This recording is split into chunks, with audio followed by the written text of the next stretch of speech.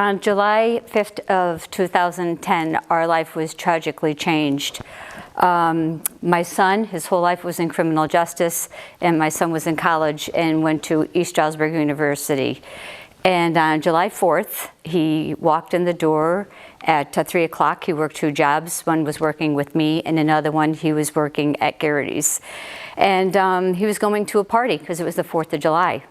So he walked in the door, gave me a big kiss and hug like he always did, and said, "Mom, I'm going to go to a party, and it's going to be down at ESU." We didn't find out till later. That party was more down in Bethlehem. So my son had done everything right. The party was further than he thought. The destination was further than he thought it was. So my son stayed overnight. So the next morning, my son had work at Garrity's. So he had called Garrity's and said, "You know, I'm going to be late." He called his boss and said, "I'm going to be later than I thought I was because I had gone further than I had thought." So his boss said, "You know, Paul, go home, take a shower, don't worry about it. When you get here, you get here." So meanwhile, I had thought he had come home and then had gone to work. So we were having a party on the 5th of July, and I was sitting on the porch because people were starting to come at noon, and I was sitting on the front porch rocking in my rocking chair, and all of a sudden, right out of a movie scene, 2 state troopers had pulled up back to back in front of my home.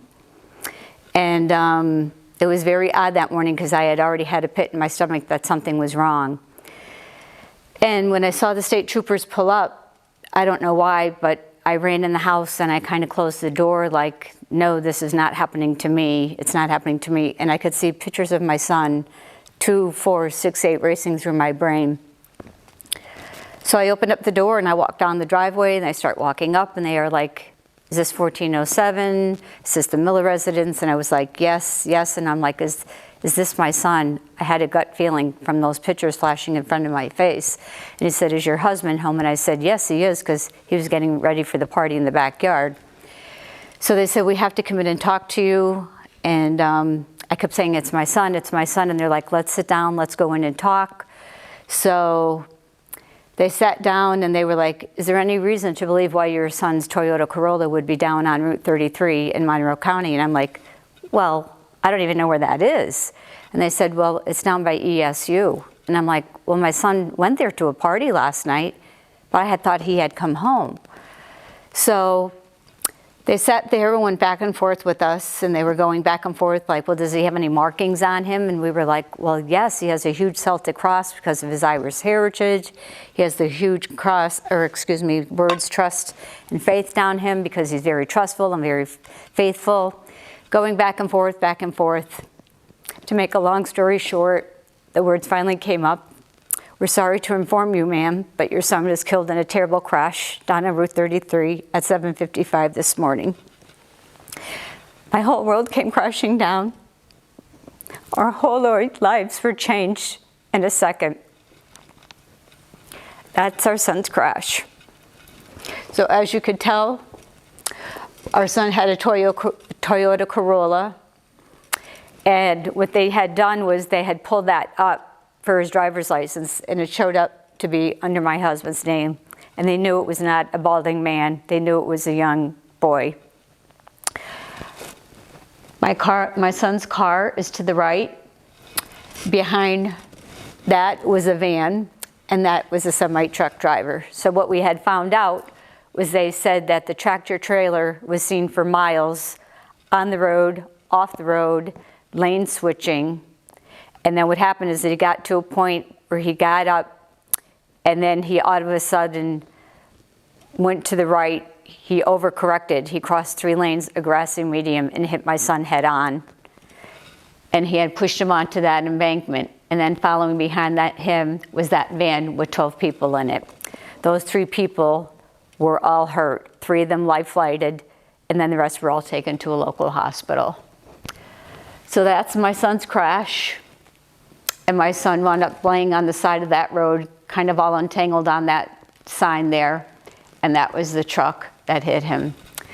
So our lives were drastically changed. That's another view.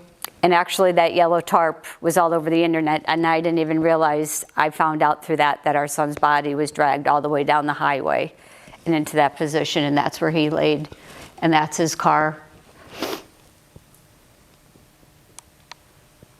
And actually, that's my son's car. So when we got to it, it was crushed this much, so he had actually rolled right over my son in the driver's side of that car. And all of that because of this, because of a cell phone. The cell phone literally killed my son. That's the hardest part that we just can't deal with, is that he was killed by something so preventable as distracted driving. And yet at least 10 people die each day. It's more than that, we believe, because a lot of them are unreported, but at least 10 people are killed each day because of distracted driving. We didn't find that out at the time of the crash, but it was later that we had found out.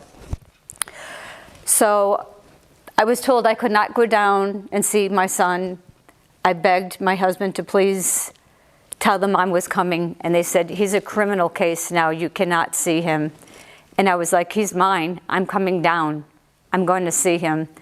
So by the time he was killed with 7:55 a.m. in the morning, we were not allowed to go down there because they were doing the reconstruction of the highway and his site until after 3. So we didn't get down there till after 3:30 to see him. And they kept telling me, please don't go see him, please don't go see him. And I did go in and I did see him, and it was the worst day of my life. I couldn't even recognize him. I literally had to unzip the bag and look at his clothes from the night before to make sure that it was him. Although we knew he didn't come home, I still had to make sure it was him. So I whispered in his ear that I would find out how he got killed, and I would fight for change. And I've been doing that since July 5th of 2010. And I'm still fighting for change. So we have to go out and educate people and talk about distracted driving, because we all know that everybody has one of these. And we all know that this is all people do when they are behind the wheel. So as you look up here, distracted driving accounts for more than 3,000 fatalities each year. Most of it is called crashes. And we do not call this accidents. An accident is when a deer runs out in front of you. Crashes are preventable. Distracted driving is preventable because we all know not to do it, but we are all on our phones at all times. So more than 40,000 serious injuries are caused by distracted driving each year. Distracted drivers are nearly 6 times more likely to cause a car crash than those caused by drunk driving. And most distracted drivers are between the ages of 15 to 20. And more than 80% admit that they do it, but yet they all know that it can cause a crash or kill somebody every day out on our roads. So more than 1 million motor vehicle crashes are caused by distracted driving each year, and more than 14 are fatality traffic crashes and are caused by cell phones. So even when my son got killed and we knew it was distracted driving, he's literally listed on the FARS report as just a road crash fatality. He's not even listed as a distracted driving fatality in the road crash. So again, distracted driving is far more one of the most causing crashes is distracted driving.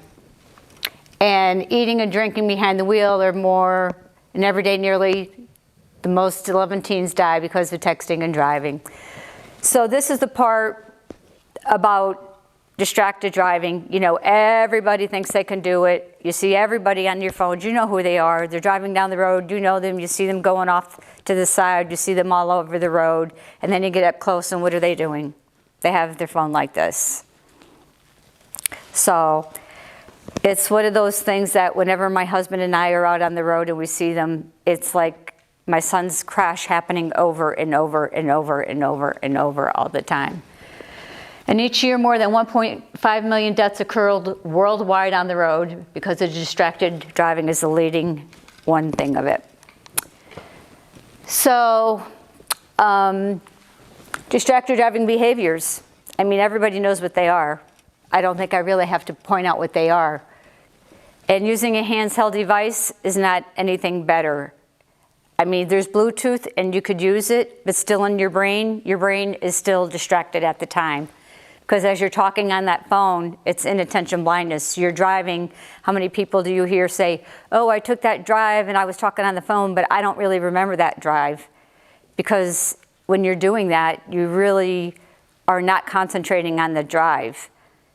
And when you're doing that, if a child runs out in front of you while you're talking on your phone, your braking time slows down, your mind slows down. That's when people run red lights.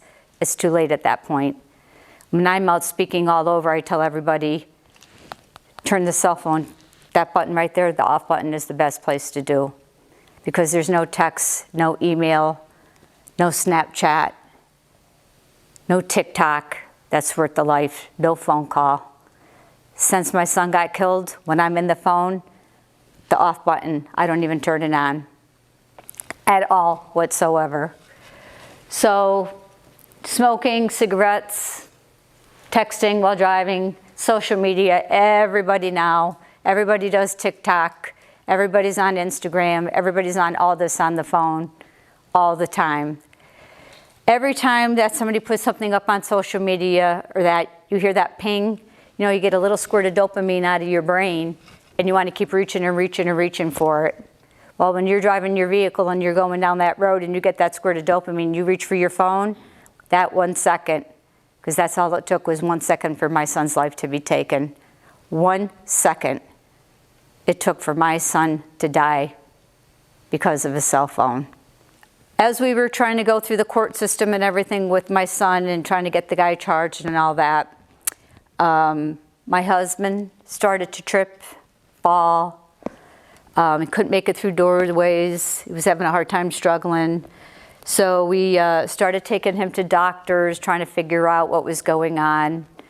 And it was a good full year that I was on him to do stuff. I was the one out trying to get justice and everything. Paul was very quiet. And like this woman said, my husband got the diagnosis of ALS, amyotrophic lateral sclerosis, which is Lou Gehrig's disease. So our lives have been traumatically changed. Traumatically. So there's no known cure for it. They normally give you 2 to 5 years. It's a neuromuscular disease. You lose muscle.